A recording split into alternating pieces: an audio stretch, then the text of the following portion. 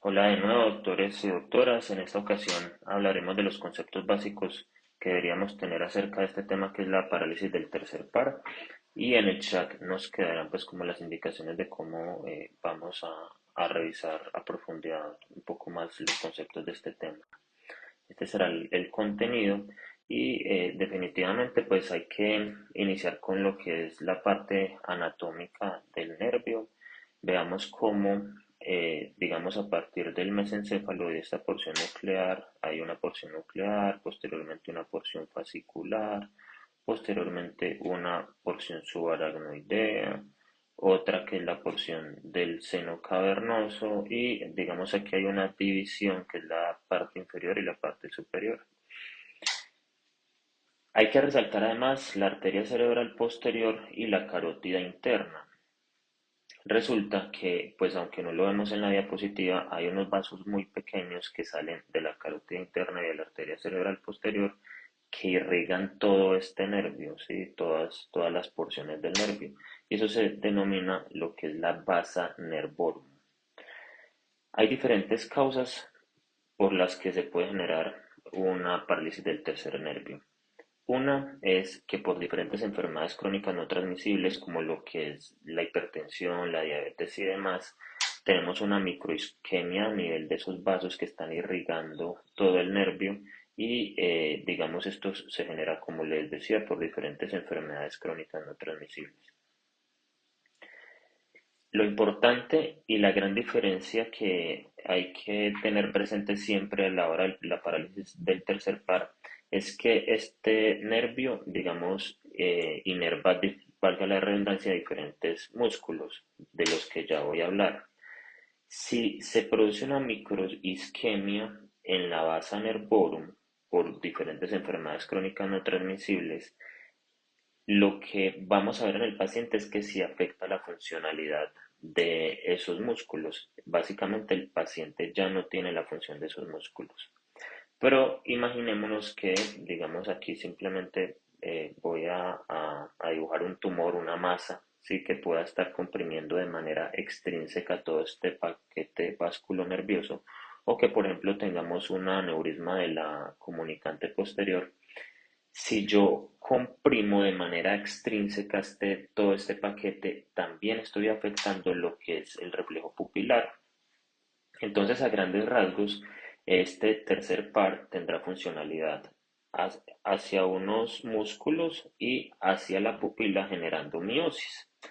Y se le va a ver afectada la funcionalidad hacia los músculos cuando hay una oclusión o una microisquemia a través de la vasa nervorum y me va a afectar además de los músculos el reflejo pupilar, o sea que el paciente ya no va a hacer miosis y todo el tiempo va a estar en midriasis si se genera una compresión extrínseca a todo este paquete vasculonervioso.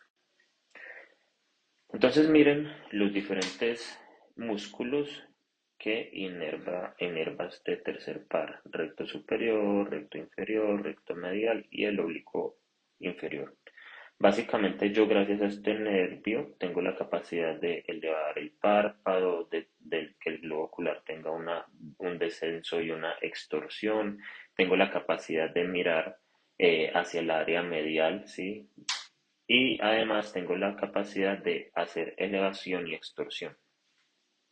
Cuando tengo afectación, como les decía, de la vasa nervorum, ¿sí? O también una compresión extrínseca, básicamente todas estas funcionalidades, ninguna la va a presentar el paciente. Y va a prevalecer la funcionalidad del cuarto par, perdón, el troclear, y es llevar el ojo hacia afuera, ¿sí? Hacia la región temporal e inclinación hacia abajo. Entonces vamos a tener un paciente en el que todo el tiempo su globo ocular va a estar hacia abajo y descendido hacia la parte, hacia la región temporal o lateral, porque no tiene la funcionalidad del tercer par. Pero si además es una compresión extrínseca, también se me afecta la miosis y además de que el globo ocular va a estar hacia abajo, ¿sí? Y hacia afuera va a tener midriasis todo el tiempo porque no va a tener la capacidad de generar una miosis adecuada. Estas son digamos a grandes rasgos la que son la etiología de la parálisis del tercer par. Una parálisis microisquémica y una parálisis por compresión.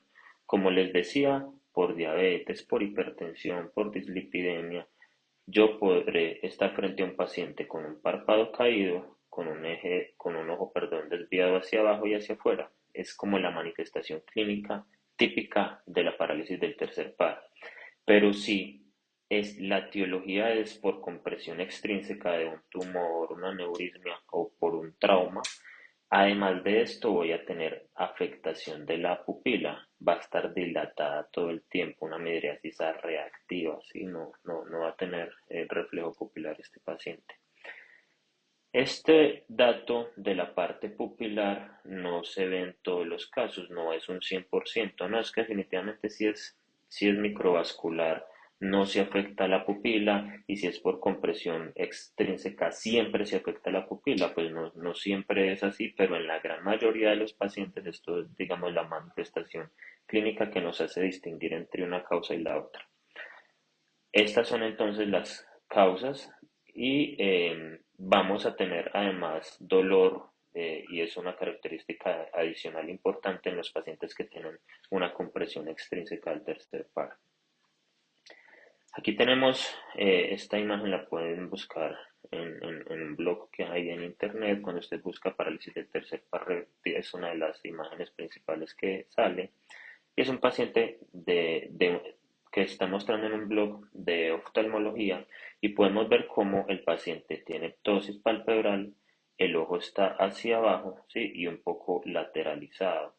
Pero además miren que esta pupila está dilatada, ¿sí? Y esta pupila está normal, lo que nos habla de que muy probablemente estamos frente o a una compresión extrínseca o frente a un aneurisma o simplemente este paciente tuvo un trauma, lo que podría explicar las manifestaciones clínicas. Entonces, si vamos a evaluar la movilidad del globo ocular, vean que el paciente puede lateralizar su globo ocular izquierdo, que es el que se afecta en este caso, pero cuando le piden que mire hacia el área medial tiene incapacidad para realizarla, pues porque está totalmente paralizado este nervio. De manera introductoria, además, decimos que, y como se los mostraba en la parte anatómica, el nervio, el tercer par, sale a partir del mesencéfalo. Y si hay una lesión a nivel mesencefálico, entonces vamos a tener los dos globos oculares, digamos, comprometidos. Y será importante también a nivel clínico distinguirlo. Pero si solamente tengo afectado un globo ocular, pues será una causa periférica ya por medio de la parte pupilar, diré si es por compresión extrínseca o si es microvascular por obstrucción a nivel de la base nervorum. Tenemos diferentes etiologías, pero miren cómo la microvascular es la más frecuente en el 42%, luego le sigue la traumática, de hecho esta la hemos tenido ya como en dos ocasiones en esta rotación. Hay otra bien importante que es la neoplásica, la iatrogénica, ¿sí? Después de una cirugía neurológica y los aneurismas también ocupan una prevalencia importante a la hora de hablar de este tema. Y miren cómo las diferentes localizaciones o porciones que tiene el nervio también tienen una prevalencia. Entonces, lo más probable es que aquí en la porción subaracnoidea sea donde hay mayor compromiso del nervio, ¿cierto? Le sigue la porción cavernosa, la porción del tronco encefálico, la neuropatía periférica no localizada y hay algunos casos en los que realmente no sabemos por qué se presentó la parálisis del tercer par. Diferencias claves importantes y como les decía, si es por la oclusión o la microisquemia de la vasa nervorum, de solamente el 17% se les afecta la pupila y si es aneurismático por compromiso de compresión extrínseca, sí se altera la pupila. Pero miren que esto no es 100%. Sí, no todos los que son microvasculares no me afectan la pupila, no. Sí, el 17% sí me pueden afectar la pupila. Y lo mismo pasa con los compromisos de compresión extrínseca. Adicionalmente, yo puedo tener un paciente o una paciente con una parálisis del tercer par asociado a otras manifestaciones clínicas. Y digamos, eso me ayuda también a mí a sospechar una lesión específica. Entonces, si por ejemplo tengo un paciente o una paciente con una parálisis del tercer par, pero además de eso tiene ataxia o además de eso tiene una hemiparesia, hay que sospechar que sea una lesión mesencefálica. Y si, digamos, yo ya estudié el paciente y han pasado 2 y 3 meses y no, es que yo pensé que era por compresión extrínseca y no se la encontré en las imágenes, pues habría que buscar otras causas del cuadro. Y como les decía previamente, si se afecta a la pupila, pues voy a pensar en una etiología compresiva, ¿sí? Aunque, ¿por qué? Por probabilidades, aunque pudiera no afectar la misma. Pero resulta que hay pacientes que, digamos, no vienen con todas las manifestaciones clínicas de la parálisis del tercer par porque se afecta una sola porción. Entonces, el tema con estos pacientes es que puede afectarse cualquiera de los músculos. Entonces, puede afectarse el recto superior, o el recto inferior, o el recto medial, o el oblicuo inferior. La pupila puede estar afectada o no, ¿sí? Hay diferentes posiciones a nivel ocular y también tiene diferentes etiologías. Puede ser aneurismática, tumoral, ¿sí? O puede ser una enfermedad desmielinizante o una miastenia gravis. Entonces vean cómo la parálisis parcial, pues ahí sí tiene que ser uno, digamos, muy semiológico e ir, digamos, examinando muy bien al paciente, evaluar todos los movimientos oculares y las funciones de los músculos para ver, no, este músculo es el que no me está funcionando, pero los otros sí, entonces sería una parálisis parcial. Además, digamos, hay unos síndromes fasciculares. Recordemos, hay diferentes porciones del nervio y de acuerdo a donde se localice la compresión, digamos, podría llegar a tener unas manifestaciones clínicas. Entonces, este primer síndrome de Nothern-Hell, este primer síndrome, el paciente, además de tener la parálisis del tercer par craneal, tiene un temblor contralateral. Entonces, si por ejemplo tiene compromiso del globo ocular izquierdo y está también con nistagmus del globo ocular derecho, podría sugerirme este síndrome. O el de Benedict es el paciente que tiene compromiso del tercer par y tiene una hemiparesia contralateral. Entonces, si por ejemplo tiene la parálisis del tercer par craneal a nivel ocular izquierdo y tiene una hemiparesia contralateral, o sea, derecha, con movimientos coriformes o súbitos, podría hablarme de este síndrome. Y el Weber es el paciente que tiene la parálisis del tercer nervio y tiene solamente o únicamente la hemiparesia contralateral sin los movimientos coriformes. Cuando nos referimos a la porción subaracnoidea, vean que hay diferentes causas que me pueden afectar esa porción subaracnoidea del tercer par craneal, un aneurisma, o por compresión de la arteria basilar, o un schwannoma, o un proceso infeccioso, miren, una tuberculosis, una sífilis, una enfermedad de Lyme, las mismas bacterias, los streptococos, un Epstein-Barr, una neoplasia, una enfermedad inflamatoria como una neurosarcoidosis o una enfermedad de Behçet, o una hernia transtentorial o un traumatismo craneoencefálico. Entonces, miren que cada porción puede verse afectada por diferentes etiologías.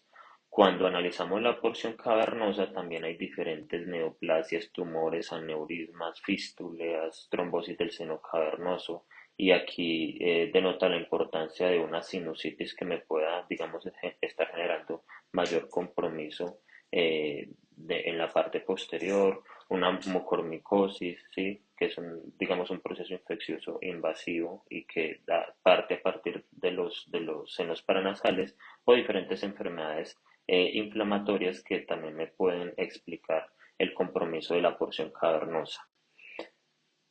Si nos referimos a la porción orbitaria, también tenemos procesos infecciosos, neoplásicos, mucoceles, granulomatosis y trauma orbitario ahí localizado. Si nos referimos a lo que es el tema de la miastenia gravis, entonces lo típico del compromiso de la miastenia gravis es que esto, uno, no afecta la parte de la pupila y dos, los síntomas van fluctuando durante el día. Entonces, si usted tiene otra etiología de la parálisis del tercer par, pues los síntomas van a persistir todo el tiempo.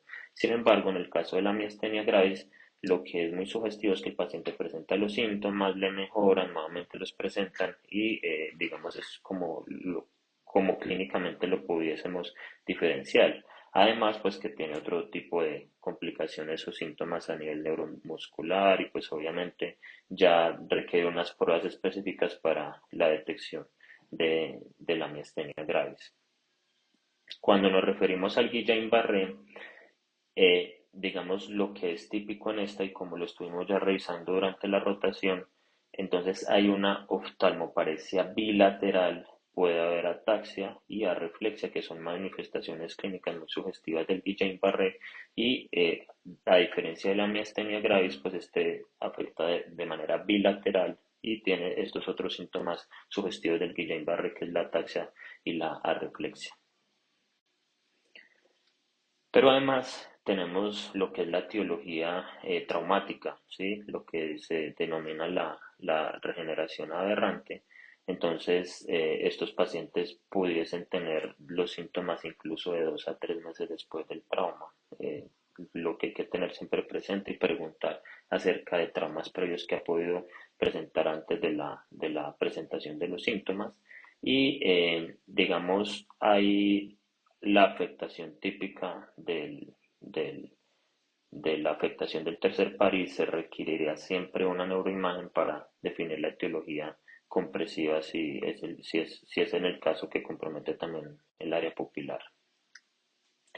Hay unas causas raras, una artritis de células gigantes, una diseminación perineural, una neuropatía oftalmopléjica, una paresia oculomotora o una disección de la carótida interna, que es un tema que veíamos en el accidente cerebrovascular. Pero aquí importante será, si yo tengo un paciente a partir de los 50 años, ya de ahí en adelante, pues pudiese sospechar una artritis de células gigantes. Si es un paciente que tiene cefalea recurrente y sin déficit entre los episodios, puede sugerir una neuropatía oftalmopléjica dolorosa recurrente. Entonces ya hay, digamos, unas manifestaciones clínicas muy específicas que me pudiesen ayudar a distinguir entre una etiología y la otra. Si entramos en la parte del abordaje diagnóstico, pues lo ideal sería iniciar con una angiotomografía para, digamos, detectar aneurismas, ¿sí? Y para, digamos, que sea leída en este caso por un radiólogo, neuroradiólogo experimentado para que nos ayude a detectar el aneurisma.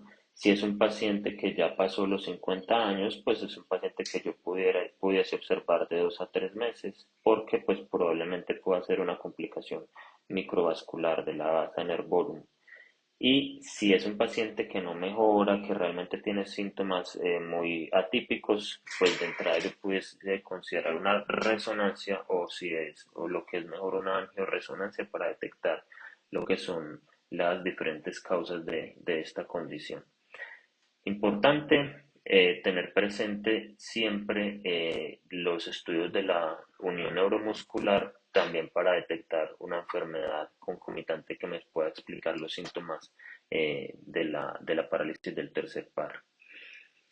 Dentro de ese abordaje diagnóstico también pudiese considerar, digamos, una evaluación periódica o unos estudios. Entonces, por ejemplo, si no tengo afectación pupilar, yo simplemente pudiese decir no. Entonces es una causa microisquémica. Este paciente o esta paciente lo que hay que hacer es realizarle una observación estricta durante 2 y 3 meses y mirar cómo me va evaluando. No, si tiene definitivamente la pupila dilatada, entonces como hay que sospechar patología extrínseca y de compresión extrínseca, entonces hay que considerar una angioresonancia o una angiotac. Si es una parálisis incompleta del tercer par, definitivamente sí sería más conveniente realizar la resonancia. Y si es un paciente que de manera recurrente me está haciendo la parálisis del tercer par, habría que considerar ciertas enfermedades autoinmunes o infecciosas que me puedan explicar todo lo que está sucediendo con el paciente. Lo otro es que si el paciente no me comprometió la pupila y estoy pensando en una causa isquémica pero ya lleva 3 meses y no me ha mejorado, pues debería realizar sí o sí una neuroimagen para su diagnóstico. Y siempre que haya afectación pupilar, sí de entrada me voy con neuroimagen. Hay diferentes seguimientos y tratamientos ya que dependen de cada etiología, pero a grandes rasgos, si estoy entre una causa microvascular, pues yo le debería controlar adecuadamente sus comorbilidades, su hipertensión, su dislipidemia, su diabetes, hacer un seguimiento. Generalmente tienen muy buena evolución y hacia los 2 meses, en la mayoría de los casos, pues el paciente tiende a presentar la mejoría.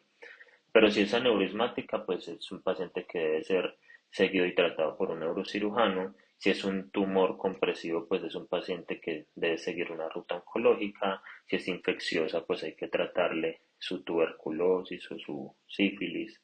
Si es traumática, pues el tema es que muchas veces sí requieren un procedimiento quirúrgico para el tratamiento de la misma. Si es una miastenia grave y requerirá el tratamiento específico, si es una arteritis de células gigantes también, y si es congénita, muy probablemente pues requerirá cirugía de corrección. Adicionalmente, miren todos los procedimientos quirúrgicos que hay, ¿cierto? Cirugía de estrabismo, cirugía de fijación del globo ocular, cirugía de ptosis palpeoral, ¿sí? Procedimientos de transposición muscular. Son procedimientos pues que realmente hay que realizar o que se deben considerar cuando el paciente le persisten los síntomas más allá de los 2 meses y pues que obviamente impactan o pueden afectar su calidad de vida y que ya por parte de cirugía se requerirá o se realizarán las intervenciones específicas específicamente por parte de oftalmología. Y finalmente, les traje este caso clínico del cual trataremos de discutir en el café. Tenemos un paciente de 53 años, tiene hipertensión arterial de base, tiene caída del párpado superior derecho, sí, de un día de evolución, tiene diplopía vertical. Al examen físico usted le observa la ptosis parcial del párpado superior derecho, deterioro de la función del elevador, aducción del 10%, supraducción del 0%, infraducción del 20% y la pupila son de tamaño normal, reactivas y sin defecto pupilar aferente reactiva. De entrada, entonces, digamos, es un paciente por el que nos estamos desviando por la parte microvascular y habría que hacerle pues un tratamiento, un seguimiento estricto, pero como les decía ahorita, pues esto no es que el 100% de los pacientes con causas de origen microvascular no me afecten la pupila. Hay unos que la pueden afectar, otros que no, y lo mismo para los de la compresión extrínseca, que ya lo discutiremos en su momento. Muchas gracias.